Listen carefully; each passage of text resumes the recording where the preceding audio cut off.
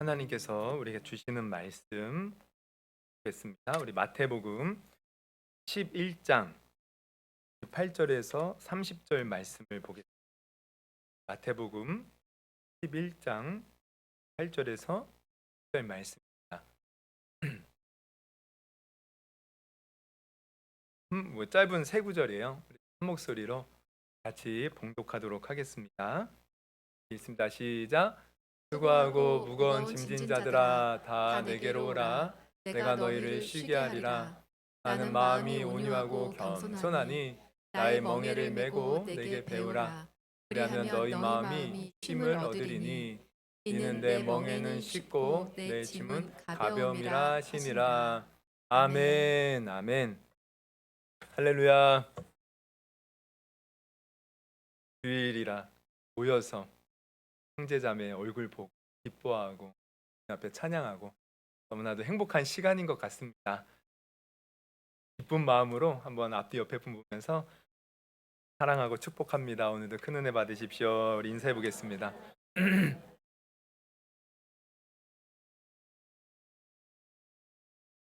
감사합니다. 네, 매일 보는 사람 참 귀하죠. 그런데 또 빠진 사람이 저는 왜 이렇게 눈에 선할까요?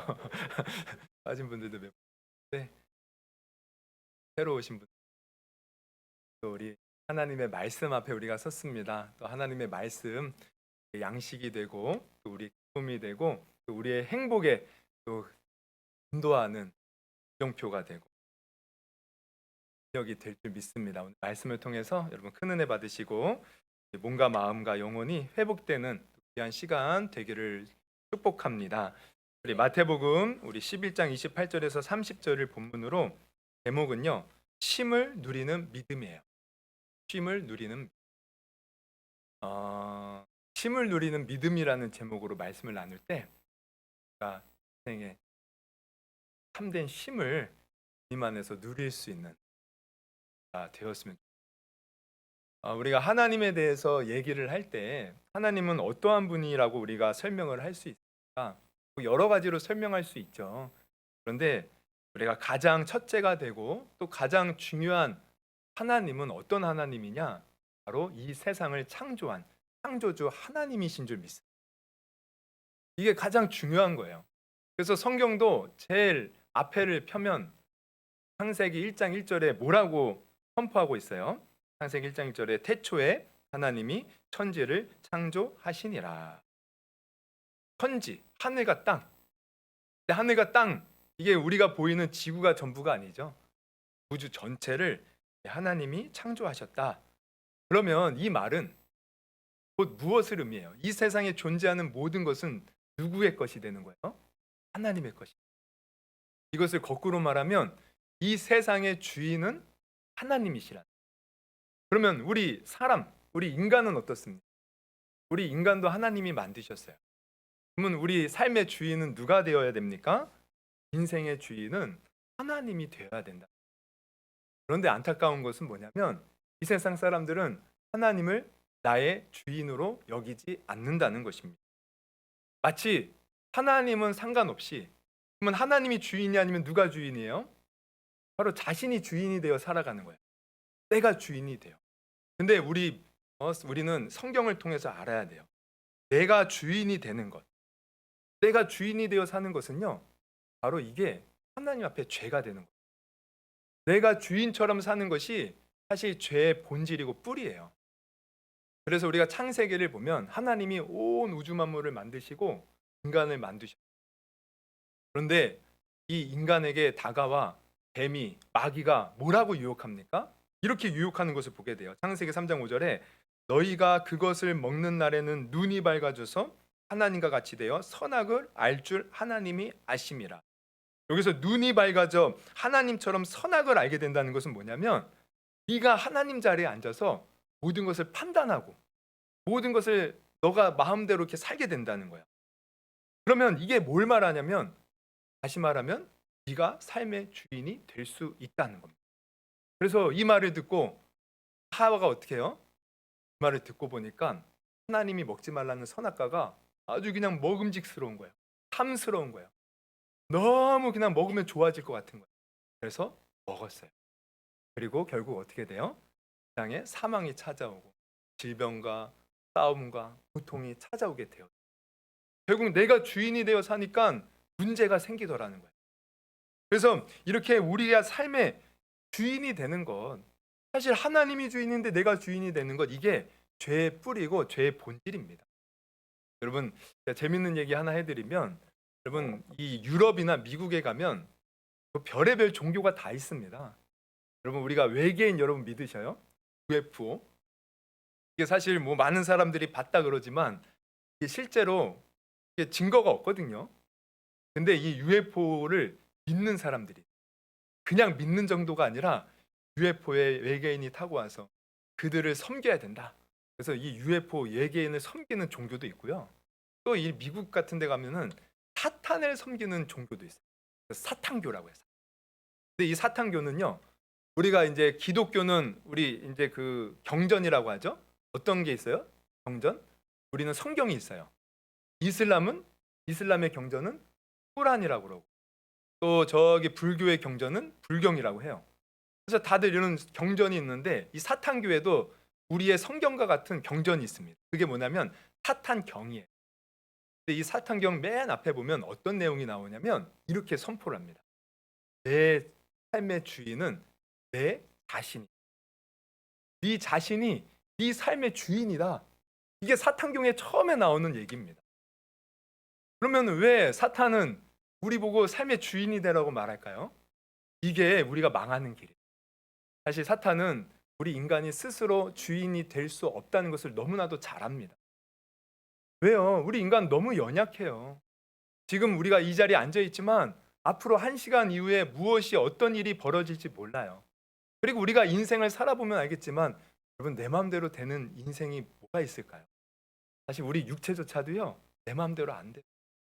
우리 젊은 여집사님이 지금 무릎이 아프시다고 몇 달 전부터 병원에 가서 약을 먹고 치료를 받고 내 마음대로 빨리 낫기를 원하는데 안 되는 거예요. 여러분 이뿐입니까? 정말 우리 인생 내 마음대로 되는 거 없어요. 연약한 존재예요. 그런 우리가 주인이 된다? 이게 망하는 길이에요. 사실. 그러니까 사탄이 이걸 잘하는 거예요. 그래서 네 삶의 주인은 너다. 너다. 이게 사탄경에 처음 나오는 얘기라는 거예요. 왜? 우리 망하게 하려고. 그러니까 여러분 우리가 알아야 돼. 우리는 우리 인생을 어찌해 볼 수 없는 무능한 존재라는 거예요. 이런 우리가 주인이 되어 산다? 그 말이 안 되는 거죠. 여러분 어떤 목사님이 이런 간증을 하시더라고요. 자기가 예전에 이제 목회할 때 교회는 이제 이제 남쪽에 있고 집은 북쪽에 있는 거예요. 성수대교를 타고 이제 이렇게 넘어와서 이렇게 이제 목회를 해야 되는데 한 번은 새벽에 이렇게 이제 성수대교를 그날도 어김없이 4시에 일어나서 성수대교를 넘어서 예배를 새벽 예배를 인도하고 그다음에 성도들 다 가는 거 이렇게 정리하고 그리고 이제 한 7시경에 집에 가려고 차를 타고 라디오를 켰대요. 근데 라디오에서 난리가 난 거예요. 가만히 들어보니까 성수대교가 무너진 겁니다. 예전에 무너졌었죠? 무너진 거예요. 근데 그 무너진 소식을 딱 듣는데 아주 그냥 온몸에 소름이 돋더라는 거예요. 왜? 해가 그거 4시 반 정도에 넘어왔거든요. 그때도 다리가 온전치 못했을 거 아니야. 어쩌면 자기가 넘어올 때 무너졌으면 자기도 영락없이 거기에 떨어져 죽을 뻔했는데 내가 어떻게 살았나. 그리고 조금이라도 일찍 예배를 끝나고 가다가 또 죽을 수도 있었는데 온몸에 막 소름이 돋더라고요. 그러면서 그때부터 이제 예전에는 집에서 나올 때 어머니한테 어머니 다녀오겠습니다 이러고 나왔는데 그때부터는 그 말이 안 나오더래요. 그때부터는 나올 때 인사가 이걸로 바뀌었대요. 어머님 저 갑니다. 저 갑니다. 왜? 다시 돌아오리라는 보장이 없는 거예요. 어떤 인생에 어떠한 일들을 만날지 모른다는 것입니다. 여러분 인간은 이렇게 연약한 존재. 우리의 인생 한 치 앞도 알 수 없고 또 내 몸도 어떻게 해볼 수도 없고 내가 원하는 대로 할 수 없는 인생. 그런데 그러한 인생 우리의 주인이 되어 내가 산다. 이게 말이 됩니까? 어쩌면 이런 것은 이런 것과 마찬가지일 것 같아요. 어떤 사람이 비행기를 탔어요. 근데 갑자기 조종실에 가서 내가 지금까지 자동차 운전을 하면서 한 번도 사고가 난 적이 없는데 비행기도 저는 잘 운전할 수 있습니다. 그러니 조종사님 뒤에 가서 그냥 편히 쉬십시오. 여러분 만약에 조종사가 이 사람에게 운전대를 맡기면 신짓이에요. 그리고 이 사람이 실제로 진짜 운전을 한다면 그 영락없이 추락하고 말 것입니다. 여러분 이게 우리 인생의 주인이 되는 것과 마찬가지예요. 우리가 할 수 없는데 우리는 무능력한 존재이고 연약한 존재인데 내가 주인이 되어 살아간다. 그러니 어찌 그 인생이 평탄할 수 있고 그 인생이 온전할 수 있고 여러분 우리는 우리가 주인이 되어서 사는 것이 아니에요. 이 세상을 지으시고 우리를 만드시고 이 세상 모든 것을 주관하시는 하나님이 우리의 삶의 주인이 되어야 됨을 여러분 오늘 분명히 깨닫기를 주님의 이름으로 축원합니다. 그래서 그분이 주인이 되어 그분께 맡길 때 우리 안에 참된 안식이 쉼이 있는 거예요. 그러니까 오늘 제가 이 얘기를 왜 하냐면 오늘 말씀의 뜻이 바로 이것이기 때문에 그래요. 예수님께서는 제자들과 사람들에게 오늘 이렇게 말씀을 하십니다. 우리 28절 한번 같이 읽어보겠습니다. 28절 시작. 수고하고 무거운 짐진 자들아 다 내게로 오라. 내가 너희를 쉬게 하리라. 지금 사람들에게 예수님은 내게로 오라는 거예요. 그러면 너희가 쉬게 된다. 그러면 내게 온다는 것이 무엇입니까? 이게 바로 다른 것이 아니라 지금까지 말씀드린 것처럼 삶의 주인 된 자리에서 네가 내려와서 이제는 내게로 와서 너의 삶을 내게 맡기라는 거예요. 즉 그 운전대를 예수님께 맡겨버리라는 거예요. 우리 아까 찬양했죠. 예수는 그리스도, 예수는 주. 여러분 그리스도가 무슨 뜻이에요? 그리스도는 하나님의 기름 부음을 받은 자라는 뜻인데 그 말은 우리의 구원자가 되신 하나님이 보내주신 우리의 구원자. 그리고 예수는 주. 주가 뭡니까? 이 주인 주자예요. 예수님이 우리 삶의 이 세상의 주인이라는 거죠. 그 구원자 되시고 우리 삶의 주인 되신 그분께 맡겨버리라는 거야. 그러면 쉼을 얻을 수 있다는 것이. 그러면 이것을 반대로 말하면 우리가 인생을 살아가는데 무거운 짐 때문에 힘겨워하고 괴로워한다면 지금 무엇하고 있는 거예요? 주님께 내 삶의 주인 된 자리를 맡기지 않고 내가 주인이 되어 살아가는 거예요. 여러분 지나가는 사람을 붙들고 한번 물어보십시오. 어떤 분이 그러더라고요. 한번 물어보면 이렇게 대답한다는 거예요.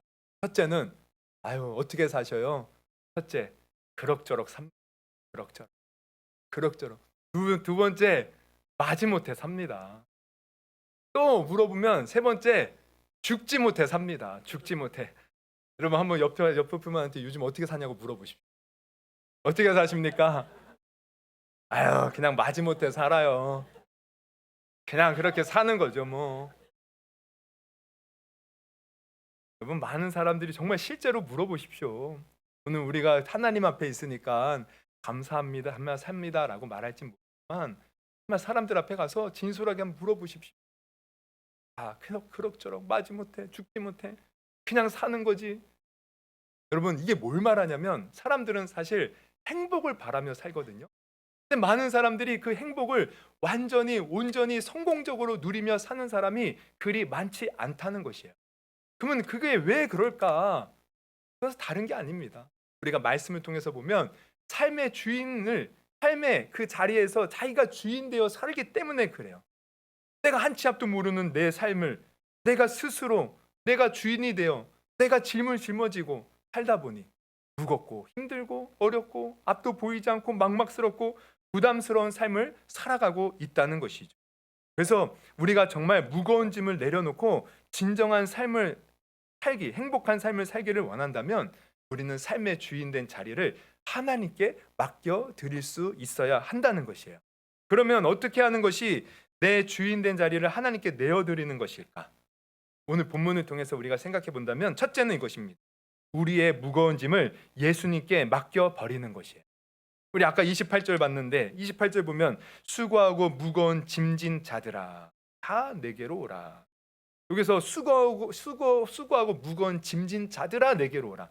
이 말은 다르게 표현하면 수고하고 무거운 그 짐 내게 와서 내게 맡겨버리라는 거예요. 맡겨버리면 된다는 거예요. 여러분 지금 어떤 무거운 짐을 가지고 있습니까? 어떤 일 때문에 수고하고 있습니까? 어떤 일 때문에 고민하고 있습니까? 여러분 우리의 주인 되시고 이 세상의 창조주 되신 주님께 여러분, 맡겨버리십시오. 그냥 딱 맡겨버리십시오. 맡긴다는 게 뭐예요? 이거 더 이상 내 문제가 아니라는 거예요. 하나님이 내 삶의 주인이시니까 주님이 알아서 책임져 주세요. 맡겨버리는 거예요. 딱 내려놓는 거예요. 여러분, 제가 예전에 사역할 때 어떤 권사님이 저에게 한번, 나이 드신 권사님이 찾아오셨어요. 그러면서 부탁을 하셔요. 자기가 저기 강남에 국선 변호사 사무실을 가야 되는데 같이 가주면 안 되겠냐. 그래서 왜 거기를 가십니까? 물어봤더니 어렵게 말을 꺼내요. 어떤 일이 있었냐면, 이제 이분은 이제 홀로 외아들을 키워온 권사님이죠. 그래서 젊었을 때 쭉 일을 해갖고 그때도 이제 파출부 일을 하신 거야. 그래서 이 집 저 집 이렇게 돌아다니면. 근데 한 번은 이제 그 나이 드신 할아버지가 있는 집을 이렇게 이제 파출부 이제 했는데, 하루는 이 할아버지가요 집에 갔는데 방에서 안 나오더래요. 이렇게 두드렸더니 방문을 열었는데 벌거벗고 계시. 그러더니 막 자기를 껴안으려고 막 달려들었. 무서워서 이제 도망쳐 나온 거죠. 이것을 어떻게 할까 고민을 하다가 국선 변호사를 찾아가서 이 일을 얘기한 거예요. 그랬더니 국선 변호사가 이것을 이제 법적으로 처리를 해주는 거예요. 그래서 그 아들을 이렇게 해가지고 그 아들에게 합의금을 받고 이제 더 이상 이런 일이 벌어지지 않겠다고 변호사가 다 처리해 주었다는 거죠. 그래서 다 처리되었으니까 와서 합의금 받아가세요. 이제 가는 거예요. 그래도 이 권사님은 마음이 떨려서 혼자 못 가니까, 아들은 바빠서 못하고, 제가 좀 한가해 보였나 봐요. 저한테, 전도사인 저한테 같이 가자고. 그래서 목사님한테 담임원세 허락을 받고 택시를 타고 같이 갔어요. 갔더니 이제 사무실에서 오셨냐고 하면서 변호사 이제 그 사무실로 이렇게 안내를 해주더라고요. 변호사님이 이제 앉혀요. 저보고 뭐 그 아들 되냐, 그래서 아들은 아니고 그냥 아는 사람입니다. 이러고 이렇게 앉아서 보니까 그래요. 뭐 이래서 일이 다 어떻게 해결되었고 합의금 받았어요. 보니 그 사인 한번 하시면 돼요. 그래서 두꺼운 서류 뭐 이렇게 막 들치더니 뭐 사인을 하래요. 그 사인을 쫙 하니까 변호사님이 돈을 어디서 꺼내더니 봉투를 딱 내밀고 그러면서 하는 말이, 이제 다 처리되었으니 마음 추스리시고 이것은 잊어버리시고 마음 편하게 가지시고 앞으로 행복하게 사십시오. 이러고 보내. 제가 그걸 보면서 뭘 깨달았냐면, 변호사한테 맡겨버리면 변호사가 알아서 다 처리하는구나. 그러면서 저는 또 깨닫는 거예요. 하나님을 믿는 것도 이런 것이구나. 하나님께 나의 문제, 나의 무거운 짐 그냥 맡겨버리고, 주님 도와주세요. 그럼 우리 하나님이 해결해 주시겠구나.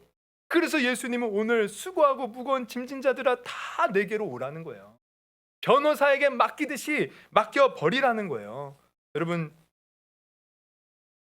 우리가 정말 이 맡기는 거, 이 예수님은요, 우리가 성경을 보면 이런 말씀을 하셨어요. 우리 요한복음에 보면 14장 16절에 내가 아버지께 구하겠으니 그가 또 다른 보혜사를 너에게 주사 영원토록 너희와 함께 있게 하리니. 여기서 보면 또 다른 보혜사, 이 또 다른 보혜사라는 것은 예수님도 보혜사고 이제 앞으로 올 성령님도 보혜사라. 그럼 보혜사는 무슨 뜻이에요? 이게 우리나라 말 참 생소한 말이죠. 아마 교회를 이렇게 다닌 지 얼마 안 되신 분들은 도대체 보혜사가 뭐야? 우리 교회 기독교 용어 중에 좀 이해하기 힘든 용어들이 많이 있긴 해요. 저희 건능이 우리 아들 이름이 건능이잖아요. 그럼 우리 교회 다니는 사람들은 건능 이름 뭐 알죠? 교회 다니는 사람 너 교회 다니나 보다 부모님이 이렇게 아는데, 한번 우리 건능이가 이제 그 어떤 병원에 이렇게 갔는데 이름이 이제 건능이잖아요. 어떤 애기 엄마가 우리 사모한테 그랬다는 거예요. 아니 나는 살다 건능이란 이름을 처음 들어본다고. 건능이가 도대체 뭐냐고. 좀 이게 생소한 용어들이 많이 나오는데 이 보혜사도 그래요. 그럼 보혜사가 뭐냐? 이게 이제 헬라어의 의미를 보면 이게 어떤 의미가 있냐면 변호자, 상담자, 위로자라는 의미. 그러니까 우리 예수님은요, 우리의 때로는 변호자가 되시는 거예요. 우리가 위기에 있을 때 우리를 위해서 변호해 주시는 변호자, 또 우리가 고민하고 또 어떤 문제 때문에 머리 아파할 때 상담해 주는 상담자, 또 내 마음이 너무 힘들 때 우리를 위로해 주시는 위로자. 이게 우리 예수님이셔요. 우리 하나님이시라는 거예요. 그분께 맡길 때 우리는 우리 인생의 무거운 짐으로부터 벗어나고 참된 쉼과 안식을 누릴 수 있다는 것이에요. 그러면 여러분, 맡길 때 맡기는 것은 어떻게 맡기는 겁니까? 맡기는 건 다른 게 아니에요. 주님을 찾는 겁니다. 지금 내게로 오라고 하잖아요. 주님께 계속 나아가는 거예요. 여러분, 하나님께 나가는 가장 좋은 방법은 뭐냐면 오늘처럼 이렇게 예배드리는, 주님 앞에 계속해서 예배드리고 또 시간을 내어 기도하고 또 그분이 내게 무슨 말씀을 하실까 말씀을 묵상하고, 여러분 이게 맡겨버리는 거예요. 그분을 생각하면서. 그래서 주님을 찾을 때 주님이 해결해 주시더라는 거예요. 여러분, 예전에 어떤 분이 저에게 전화를 해서 이제 깊은 얘기를, 그냥 처음 평소에는 그냥 뭐 어떻게 사냐 이런 얘기만 하던 분인데 그거는 저에게 깊은 얘기를 해요. 어떤 얘기를 하냐면 간증을 하는 거예요. 자기가 이 최근에 이제 있었던 뭐 어떤 은혜가 있어서 이제 얘기하는 건데, 사실은 본인이 이제 결혼을 하고 시어머니 때문에 평생을 정말 너무 스트레스를 많이 받았다는 거예요. 시어머니. 사실 오늘날에는요, 여러분 이게 세상이 바뀌었어요. 시어머니가 며느리 때문에 스트레스 받아요. 근데 정말 우리 한 몇십 년 전만 해도 정말 며느리들이 시어머니 때문에 얼마나 힘들었는지 몰라요. 이분도 이제 시어머니의 그 시집살이, 같이 산 건 아니지만 그 말로써 무시하고 막 그렇게 이렇게 상처 주고, 그것 때문에 시어머니 때문에 너무 힘들었는데, 그래서 늘 기도하는 것이 우리 시어머니 빨리 죽게, 빨리 죽게 해주시오. 근데 한편 이분에게는 아들이 있었어요. 근데 아들이 고등학교가 들어가면서 약간 정신적인 문제가 생긴 거예요. 그래서 공황장애를 앓고 또 이 분노 조절 장애가 찾아왔어요. 또 화가 나면 다 때려 부시는 거예요. 그냥 집안 물건 유리도 깨어 부시고 선풍기도 던져버리고, 그리고 나쁜 친구들과 공부는 안 하고 어울리고. 그러니까 이 아들 때문에 이 엄마의 마음은 얼마나 찢어지죠. 그래서 이 아들을 제대로 잡기 위해서 이제 상담을 하기 시작해요. 근데 이 상담을, 이 청소년들 문제가 상담하면은 혼자 받지 않아요. 부모랑 같이. 이 엄마가 가서 같이 봤는데 상담을 통해서 깨닫는 게 뭐냐면, 내가 시어머니를 미워했던 그 부정적인 마음, 그 분노의 마음, 이것이 자녀에게 흘러가서 이 자녀가 영향을 받아서 이렇게 되었구나, 이걸 깨닫는 거예요. 그러니까 더 미치겠는 거예요. 그때부터 이 내 문제가 나로부터 시작됐구나, 이걸 깨닫는데, 그렇다고 이 시어머니가 용서가 안 되는, 하나님 앞에 나가서 하나님, 시어머니를 미워한 죄가 정말 우리 아들에게 이렇게 영향이 가서 아들이 저렇게 문제가 있는데 더 용서하고 사랑해야 되는데 어떻게 해야 됩니까? 아무리 기도하고 해도요, 작정을 하고 하나님께 가서 기도하기 시작하는 거예요. 계속해서 하나님 어떻게 해야 됩니까? 더 하나님을 찾고 예배드리고, 하나님 어떻게 해야 됩니까? 하나님을 찾기 시작하는데, 그렇게 찾기 시작하니까 점점점 놀라운 일들이 벌어져요. 예전에는 그렇게 하나님을 뜨겁게 못 만났는데 하나님께 기도하기 시작하니까 하나님의 그 성령의 어떤 그런 체험도 있고 마음의 뜨거움도 있고 하나님의 음성이 들리기 시작하고, 그러면서 하늘에서부터 평안이 내려오는 것을 경험하기 시작하더라고요. 그러더니 어느 날은 정말 그날도 시어머니를 용서해야 되는데, 근데 그렇게 쭉 기도하는데 순간적으로 시어머니에 대한 불만, 이게 미움이요, 뭔가 뚝 떨어져가는 느낌이 확 들더라는 거예요. 그래서 이거 뭔가, 근데 정말 그 느낌을 받고 나니까 시어머니에 대한 미움이 어느 순간 사라진 거예요. 그래서 이제 그 이후로 시어머니한테 전화를 해서 한 번은 이렇게 얘기할 이제 기회가 있어서 이렇게 얘기를 했대요. 어머니, 제가 사실 시집 와서 어머니가 그 말 한마디, 저를 무시하고 뭐 이렇게 하고 하는 거에 대해서 제가 많이 속이 상해서 스트레스를 많이 받았었는데, 기도하면서 다 용서하고 이제는 다 제 마음속에서 잊었어요. 어머니, 제가 어머니 미워해서 죄송해요, 이렇게 얘기를 했대요. 그랬더니 그 시어머니가, 야, 내가 언제 너를 힘들게 했니? 내가 얼마나 너한테 잘해줬는데? 그러더라는 거예요. 예전 같았으면 또 분노가 쫙 솟아올랐을 텐데, 희한하게 그 시어머니의 말에 분노가 생기고 오히려 그 시어머니가 불쌍히 여겨지더라고요. 이런 마음이 하나님이 주시고, 그러면서 마음이 평안하니까 사실 몸도 안 좋았는데 몸도 점점 건강해지고, 그리고 결정적으로 중요한 것은 아들이 엄마가 늘 웃으면서 평안하게 대하니까 바뀌기 시작하더라는 거예요. 그전에는 잠도 혼자서 못 자요. 공황장애 때문에. 근데 잠도 편안히 자고. 그전에는 멀리 못 가요. 차 타고. 근데 아들이 이렇게 차 타고 혼자서 타. 점점 사람이 되어 가더라는 거예요. 여러분, 하나님께 맡기는 거 다른 게 아닙니다. 하나님을 찾는 거예요. 하나님께 부르짖으십시오. 하나님께 더 예배하는 자리를 삼아야 나오십시오. 하나님 앞에 더 찬양하시고 말씀 보고 하나님을 찾을 때, 우리 이 땅에 오신 예수님, 여러분 2000년 전 오시고 하늘에 올라 끝난 것 아니잖아요. 예수님은 오늘도 우리 믿는 자들 우리 마음속에 계셔요.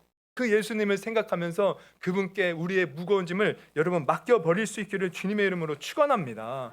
그런 사람이 참된 쉼을 얻고 안식을 누릴 수 있다는 거예요. 그리고 둘째로, 또 우리의 삶의 주인된 자리를 주님께 내어드린다는 것은 무엇일까? 그것은요, 나의 멍에를 내려놓고 그분의 멍에를 메고 간다는 것입니다. 우리 29절 이어서 보면 이렇게 예수님 말씀하셔요. 우리 한번 같이 29절 30절 읽어봅니다. 시작. 나는 마음이 공유하고 겸손하니 나의 멍에를 메고 내게 내게 배우라. 배우라. 그리하면 너희 너희의 마음이 쉼을 얻으리니 이는 내 멍에는 쉽고 내 짐은 짐은 가벼움이라. 가벼움이니라. 여러분, 예수님이 하시는 말씀 뭐냐면 나의 멍에를 메래요. 예수님의 멍에. 그럼 예수님의 멍에를 메는 것은 도대체 뭘 말합니까? 아니, 우선 멍에는 뭐예요? 멍에. 멍에가 뭐예요? 아, 맞아요. 소나 말한테 밭을 갈기 위해서 뭐 하여튼 뭐 이렇게 무거운 거를 이렇게 매게 하는 거죠. 이 멍에. 맞습니다. 이 멍에예요. 그럼 소는 그 멍에를 매면 자기가 원하는 게 못 가요. 거기 매여서 주인이 시키는 일만 해야 돼요. 그래서 사실 이 멍에라는 것은 우리가 성경을 보면 굉장히 부정적으로 쓰입니다. 우리가 죄의 멍에, 또 죄로 인한 저주의 멍에, 이런 멍에를 이제 얘기할 때 주로 멍에를 말하는데, 근데 지금 예수님은 이 멍에, 나의 멍에를 매래요. 아니, 이 무겁고 불편한 멍에를 왜 매라고 하는 것일까? 이것은 다른 게 아니라 이런 의미예요. 주님께서 우리에게 요구하시는 것은 바로 주님이 우리에게, 우리가 주님께 맡길 때 주님이 인도하는 그 길, 또 주님이 말씀하시는 그 길, 때로는 우리의 생각과 맞지 않고 세상과 다를 수 있어요. 그래서 어떻게 보면 이것이 무거워 보일 수도 있어요. 그런데 그 멍에를 메고 가면 그 길이 내가 사는 길이고, 그 길이 내가 복받는 길이고, 그 길이 참된 쉼이 있는 길이라는 거예요. 그래서 여러분, 우리가 예수 믿는 건 세상 사람들이 볼 때에는 어때요? 참 어리석어 보일 수도 있고 우스워 보일 수도 있어요. 제 교회 미쳤나 보다. 예수에 미쳤나 보다. 저 왜 주일마다 쉬지도 못하고 저 교회 가서 저렇게 힘들게 저 뭐 하는 짓이냐, 이렇게 볼 수도 있거든요. 실제로 그런 경험 많이 해보셨죠? 막 교회 막 가서 막 열심히 하면은, 야, 너 교회 너무 빠지지 마. 예수한테 너무 미치지 마. 막 이러잖아요. 물론 세상적으로 볼 때는 이게 참 어리석어 보이고 무거운 짐 같아 보이죠. 우리가 주님을 믿는 이 믿음의 길, 주님께서 말씀하시는 순종의 길, 여러분, 이게 바로 내가 사는 길이고 내가 쉼을 얻는 길이라는 거죠.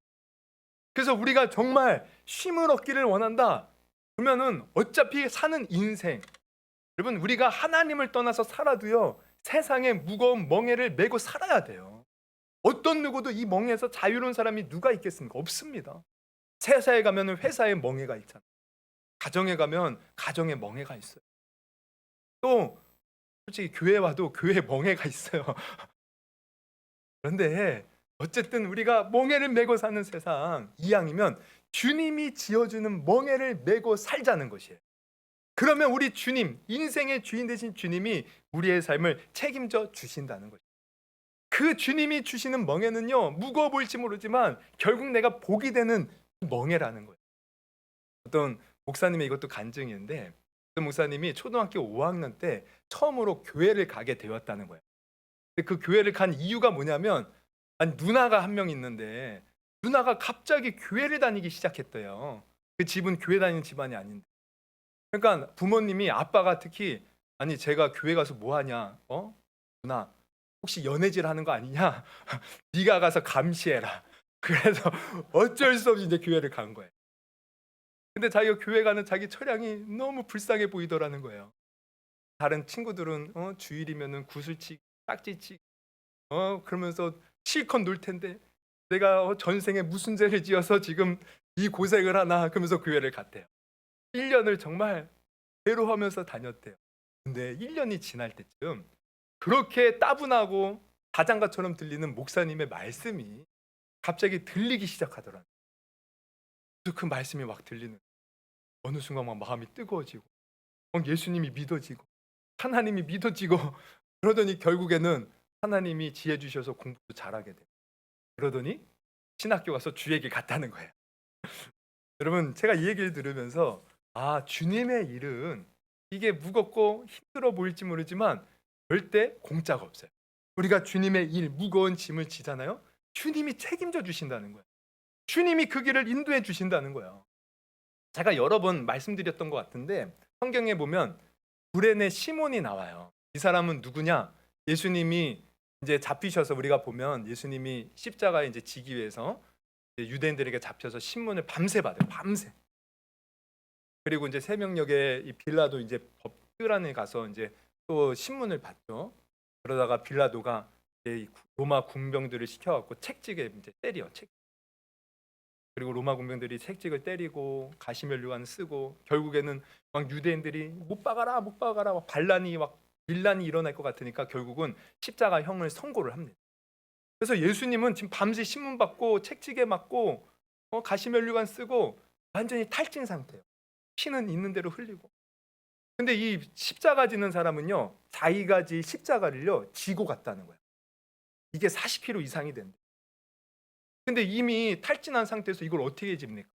지지도 못하고 져봤자 쓰러지는 거예요. 그러자 로마 병정이 어떻게 해요? 지나가던 한 사람을 끌어다가 예수님 대신 십자가를 지게 했어요. 이 사람이 누구냐? 구레네 사람 시몬이라는. 근데 시몬이 그 순간에 어떤 마음이었을까? 생각을 해보면 시몬은요 그냥 시골에서 지금 상경에서 올라온 거예요. 그러니까 아마 얼떨결에 끌려가니까 지금 이 십자가 지는 이 사람들은요 저주받은 사람들이에요. 무서운 사형 형틀을 지는 사람. 근데 자기가 그 십자가를 지니 얼마나 무섭고 떨리겠어요. 그리고 이런 마음도 있었어요. 아이 재수없네. 내가 왜 이런 짓을 해? 아이 진짜. 그러면서 아마 투덜투덜대면서 이것을 끌고 십자가 그렇게 지고 갔을 거예요. 근데 나중에 이 집안을 보면요. 비록 구레네 사람 시몬은 십자가를 억지로 졌을지 모르지만 나중에 아주 이 초대교회 훌륭한 믿음의 가정이 됩니다. 그것을 어떻게 알 수 있냐면 우리 마가복음에 보면은 이 구레네 사람을 이렇게 소개를 해요. 마가복음 15장 21절. 마침 알렉산더와 루포의 아버지인 구레네 사람 시몬이 시골로부터 와서 지나가는데, 그러니까 지금 얼떨결에 시골부터 와서 얼떨결에 지나가다가 끌려온 거예요. 지금 그들이 그를 억지로라고 나오죠. 강조하는 겁니다. 억지로, 치기 싫은데 억지로 같이 가게 하여 예수의 십자가를 지우게 했다. 시골에서 아무 생각 없이 그냥 왔는데 지금 억지로 끌려서 십자가 지니 얼마나 투덜댔겠어요. 그런데 이 억지로 진 것이 복이 되었다. 왜? 지금 보면은 이 시몬을 뭐라고 소개를 해요?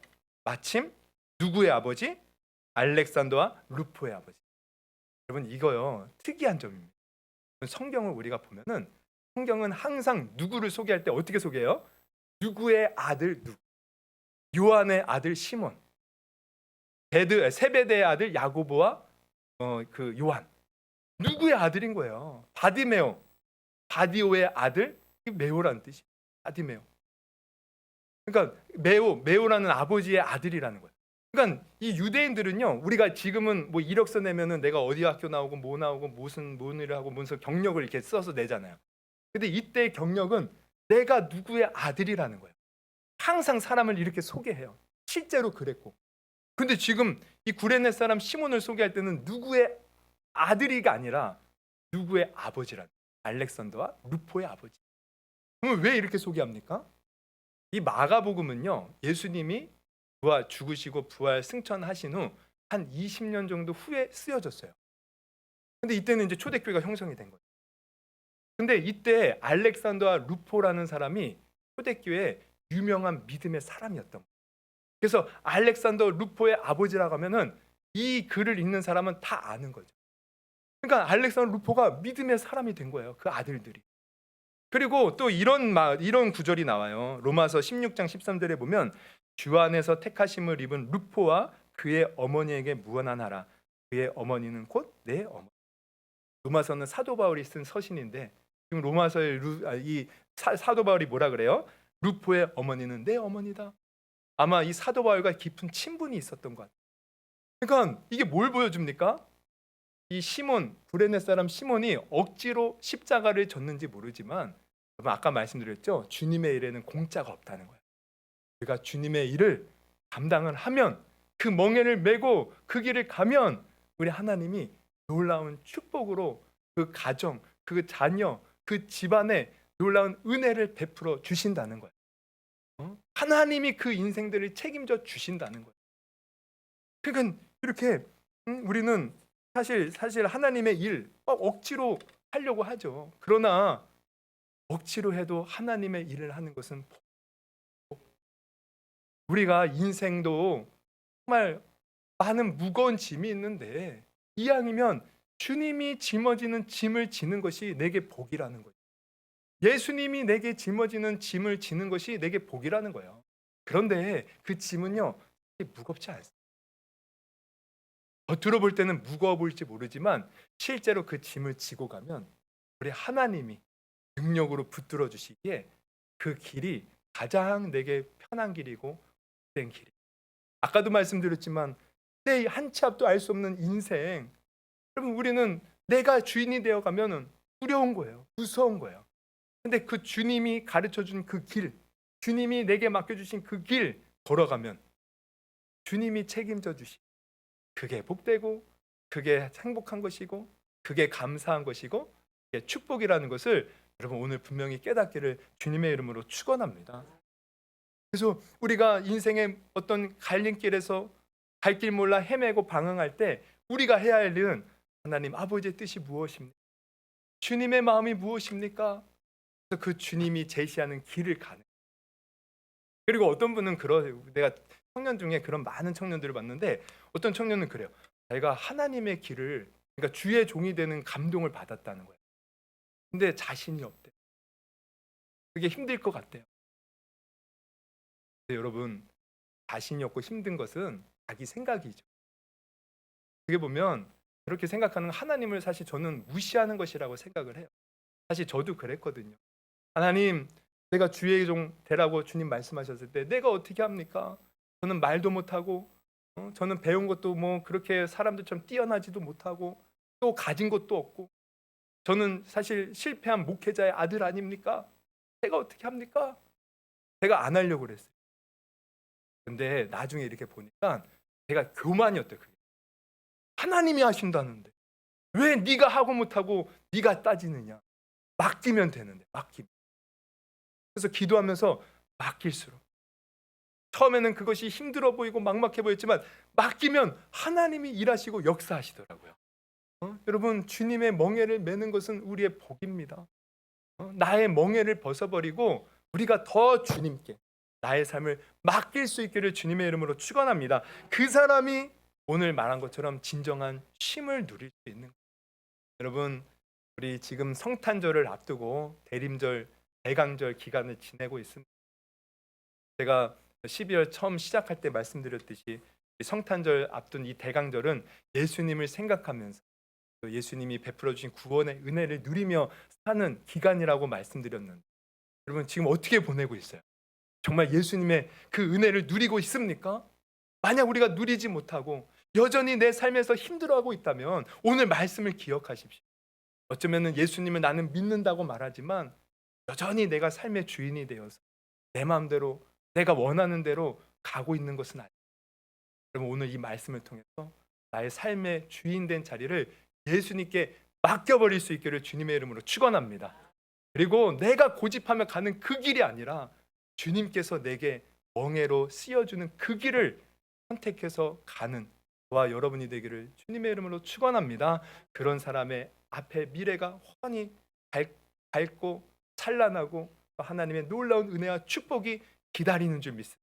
그 은혜를 누릴 수 있는 저와 여러분이 되기를 주님의 이름으로 축원합니다. 할렐루야. 우리 한번 기도해 볼까요? 오늘 들은 말씀 놓고 한번 우리 기도는 물론 큰 소리로 하는 것도 중요하지만 한번 생각해 보는 거. 지금 들은 말씀을 하나님 안에서 하나님을 통해서 하나님 말씀하여 주셨는데 삶의 주인이 되라. 주인의 자리를 하나님께 맡기라는 거죠. 세상 사람들은 삶의 주인이 자기처럼 자기라고 여기고 살아요. 또 사탄도 그렇게 우리를 유혹해요. 그런데 이것은 정말 무모한 짓이. 하나님, 이 세상을 창조하신 하나님이 우리의 주인이 되십니다. 그래서 예수님이, 그 하나님의 아들 되신 예수님이 말씀하셔요. 수고하고 무거운 짐진 자들아 다 내게로 오라. 내가 너희를 피하리라. 나는 마음이 온유하고 겸손히 내 멍에를 지고 내 멍에를 메고 가라. 내게서 와서 배워라. 그러면 쉼을 얻으리라. 오늘 이 말씀을 한번 깊이 다시 생각하면서 주님, 우리 한번 결단했으면 좋겠어요. 주님, 내가 삶의 자리를 주님께 내어 맡깁니다. 주님이 나의 주인이 되어 나를 이끌어 주시옵소서. 그리고 인생의 멍에, 내가 헛된 멍에를 메고 가지 않고 주님이 지어주는 멍에를 메고 기쁨으로 가게 하여 주시옵소서. 어떤 것을 맡기든 주님, 그것이 나에게 복이 됨을 깨닫고 감사함으로 가게 하여 주옵소서. 그렇게 오늘 각자에게 주신 하나님의 말씀 붙들고 우리 한번 주여 크게 3번 부르시고 우리 한번 기도하도록 하겠습니다. 주여.